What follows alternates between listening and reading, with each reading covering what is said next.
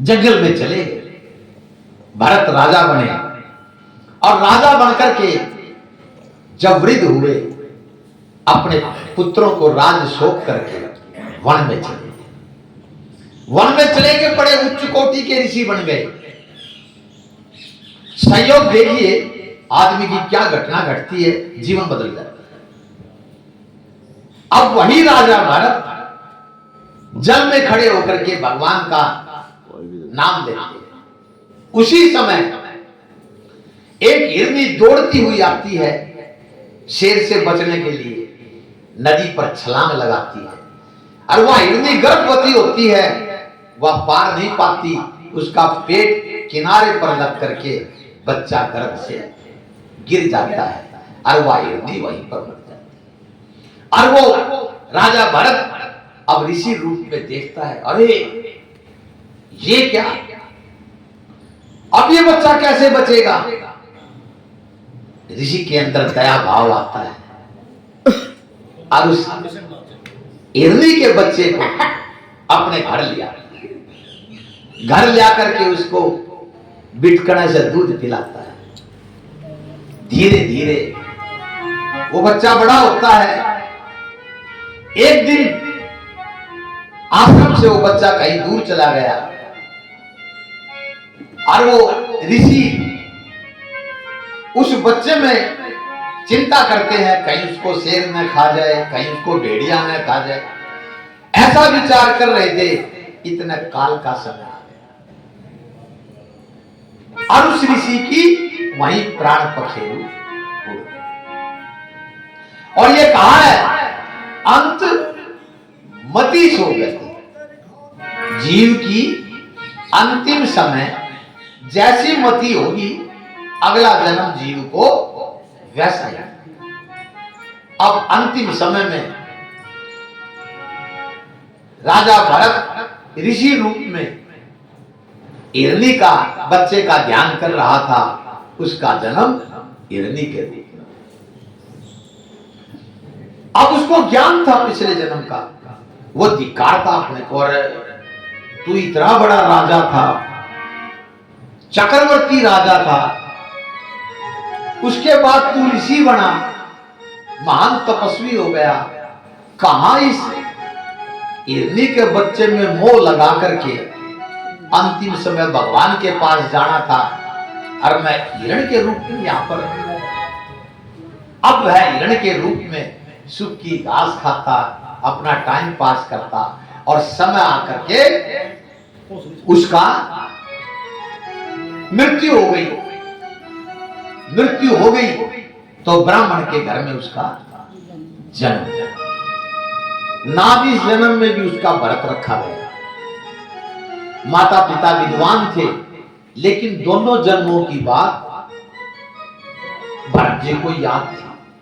भाई मैं राजा था, राजा से सन्यासी बना, हिरनी के वशीभूत होकर के अंत समय में हिरनी का ध्यान किया, हिरण के रूप में जन्म मिला, और ये जन्म ब्राह्मण के घर में मिला है, इसलिए मैं इस जन्म में बोलूंगा ही। ऐसा विचार करके अब किसी से बात नहीं करे। माता पिता ने बड़ी चेष्टा की, भाई इसको पढ़ाएं लिखाएं, हर माँ बाप करता ही है। जब किसी रूप में भी वो नहीं समझा तो खेत के अंदर भेज दिया, भाई ये पढ़े तो कौन, खेत की रुखाड़ दे, भाई चिड़िया चाड़िया तय फसल न बचा। वहां जाकर के भी चिड़िया भगाने की बजाय चिड़ियों को बुलाता, थारा है खेत हमें चूहो। जब खेत जुड़ गया तो घर को न सोचिए तो किसे कर्म का भी को, ये तो जड़ है जड़, तो उसका नाम पड़ा जड़ भरत। और जड़ भरत जंगल में चला गया। एक बार बिल्लों में पकड़ करके बलि चढ़ाने के लिए गए, और वो तो फक्कड़ थे, वो फक्कड़ थे जड़ भरत जी। माता भगवती ने उनकी रक्षा की। इस प्रकार जब रक्षा की, कुछ समय बीत गया, सिंधु नगरी का राजा रहुगण भगवान के ज्ञान को प्राप्त करने के लिए भगवान कपिल के पास जाने की तैयारी करता है। राजा पालकी के अंदर बैठ करके 4 सेवकों को, जो पालकी उठाने वाले थे, उनको लेकर के चलता है। जब जंगल से गुजर रहा था, विचार किया कि मैं जल्दी ही भगवान कपिल के सामने हाजिर होकर के उनसे ज्ञान की प्राप्ति करूंगा। इतने में ही उन 4 कारों में से जो सेवक थे, जो पालकी को लेकर चल रहे थे, एक बीमार हो गया। अब तीनों से पालकी चले नहीं। राजा ने सैनिकों को आदेश दिया, जाओ जंगल में अपना राज्य है, किसी को भी लेकर के आओ, वो हमारी पालकी ढोएगा। अब वो मस्त, उनको और कोई नहीं मिला, जड़ भरत जी मिल गए, लंबे चौड़े ठाडे से मंद ब्रह्मचारी। ला चलो, महाराज जी ने बुलाया है, अपने राजा के बारे में कहा। वो अपनी मस्ती में मस्त थे, फक्कड़ फकीर चल पड़े। जाकर के राजा ने आदेश दिया, पालकी को उठाओ। उठा ली अपनी मस्ती में, न उसको कोई वजन लगे न कुछ और लगे, भगवान का नाम श्वास के साथ ले और चलता बना। जब चलने लगे तो भरत जी ने देखा, अरे तेरे चलने से ये जीव मर जाएंगे। कीड़ी मकोड़ा आदि किसी को देखा तो उनको बचाने के लिए भरत जी उछले तो पालकी में बैठा राजा का सर पालकी से टकराया। एक बार हुआ, 2 बार हुआ, राजा को क्रोध आया, ला क्या हो रहा? ला महाराज, हम तो ठीक चल रहे। यो एक जो सेवक को पकड़ के ले आए थे, ये चलता चलता कूदता है, जिससे आपको दिक्कत होती है।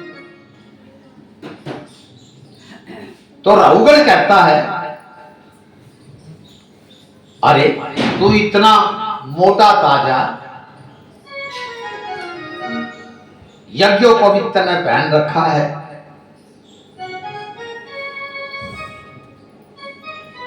अगर इस बार तूने गलती की तो मैं तुझे दंड दूंगा। तो उसने कहा कि राजन, न तो ये शरीर मेरा है,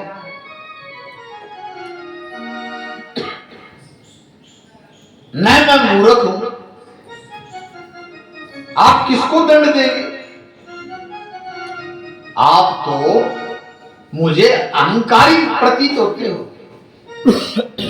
नहीं को अस अर्जन गर्ग माही, और प्रभुता पाई जाहि मद नाई।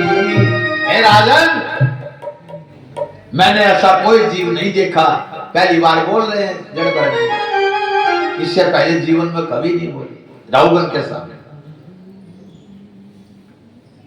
तू मेरा अपमान कैसे कर सकता है?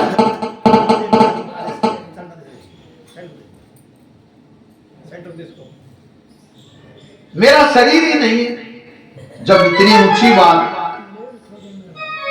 कहा कि हे प्रभु, जिस प्रकार बर्तन के लगने वाली अग्नि से बर्तन में रखा चावल पक जाता है, उसी प्रकार इस देह के अंदर आत्मा रूपी जो हमारी इंद्री है वो तपती है। हमारी सबकी यही हालत है और उसकी खुराक केवल भजन है और उसका रक्षण करना हमारा कर्तव्य है।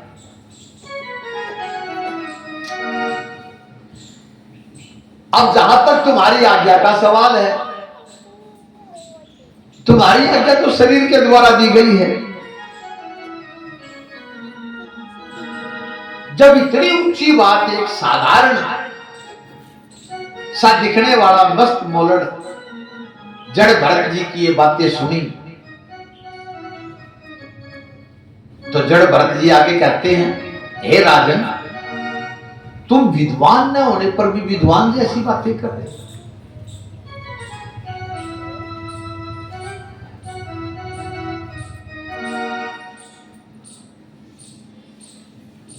जब ये ज्ञान की बात जड़ भरत जी ने रघुगण को कहा,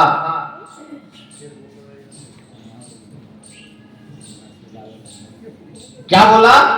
परमात्मा के अपरोक्ष ज्ञान से ज्ञानी की चित्त जड़ की ग्रंथि नष्ट हो जाती। क्या होता है? जो ग्रंथि हमारे भीतर काम, क्रोध, लोभ, मोह, अहंकार, राग, द्वेष ये हमारे अंदर हैं, ये भागवत कथा आदि श्रवण करके इन ग्रंथियों को खोला जाए। यही भागवत सुनना है। भागवत सुनने से आपका काम, क्रोध, लोभ, मोह, अहंकार, राग और द्वेष यदि कम होता है तो भागवत सुनी, और नहीं तो कोई तो बहुत डरती उड़े बैठी से और कोई शास्त्र डरती बैठी से। कथा सुनने के बाद इसमें कमी नहीं आई, तुम संसारिक जीव की तरह यहां पर बैठे। मैं डॉक्टर बैठा हूं, हम नहीं बैठे, मैं बैठा हूं। जीव ईश्वर का भेद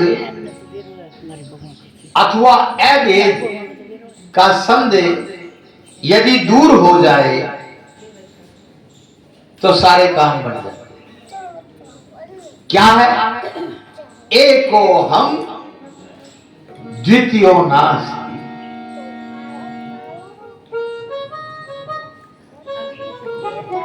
एक ब्रह्म के सिवा दूसरा कोई नहीं है, केवल नजर आते हैं, एक ही ब्रह्म है।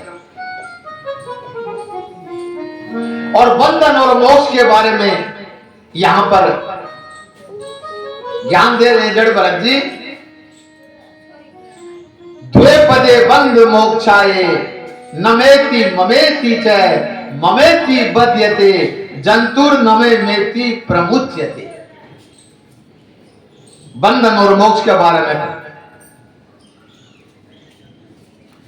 और राजन, तुमने कहा मैं तुम्हें दंड दूंगा, तो इसका जवाब सुन ले। कौन काहू और सुख दुख कर दाता और निज कृत कर्म भोग सब भ्राता। हे राजन, तू क्या मुझे दंड देगा? इस संसार के अंदर दुख और सुख कोई नहीं दे सकता। मेरे अपने कर्म मुझे दुख सुख का कारण बने। जब ये ज्ञान की बात सुनी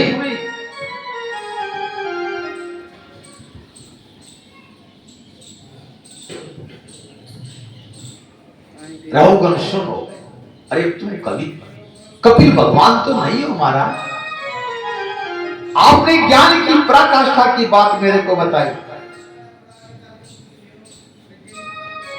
यहां पर राजा को कहते हैं तुम्हें शरीर, राज्य और धन का मोह है। राजन, इस शरीर का घमंड है, तो ये शरीर क्या है इसके बारे में यहां पर रघुगण को जड़ भरत जी कहते हैं, क्या तन मानता रे एक दिन माटी में मिल जाना क्या तन मानता रे। अरे एक दिन माटी में मिल जाना, माटी ओढ़न माटी बिछावन माटी का सिरहाना, माटी माजन माटी माटी का सिरहाना, माटी का कलबूत बनाया इसमें भंवर भुलाना क्यों तन मानता रे। एक दिन माटी में मिल जाना क्यों तन मांझता रे, एक दिन माटी में मिल जाना। और कैसे? एक दिन दूल्हा बने बराती, एक दिन दूल्हा बने बराती, बाजे ढोल नगाड़ा, और एक दिन डेरा हो मरगट में नंगे पांव ही जाना जातन मांझता रे। दिन माटी में मिल जाना क्या मांझता रे। क्यों तन मांझता रे, एक दिन माटी में मिल जाना। और कल्याण का रास्ता क्या है आपके पास? कल्याण का केवल मात्र एक ही रास्ता है, हरि की भक्ति कभी न भूलो, हरि की भक्ति कभी न भूलो, जो चाहो कल्याणा। हरि की भक्ति कभी न भूलो, जो चाहे कल्याणा। और दीन दुखी की सेवा करना, सबको गले लगाना क्या तन मांझता रे। एक दिन माटी में मिल जाना क्या तन मांझता रे, एक दिन माटी में मिल जाना।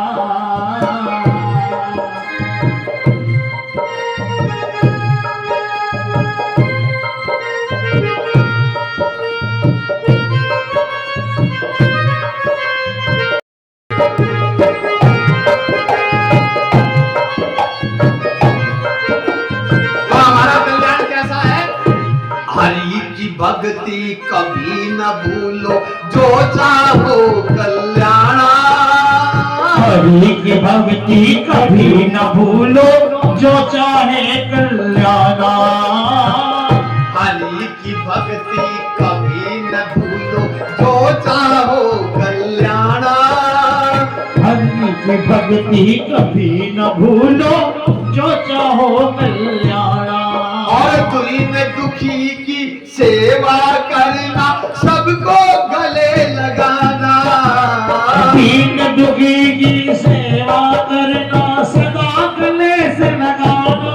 क्या तन मानता रे, एक दिन माटी में मिल जाना। क्या तन मांझता रे, एक दिन माटी में मिल जाना। या किन में कहानी कोई सुनता है।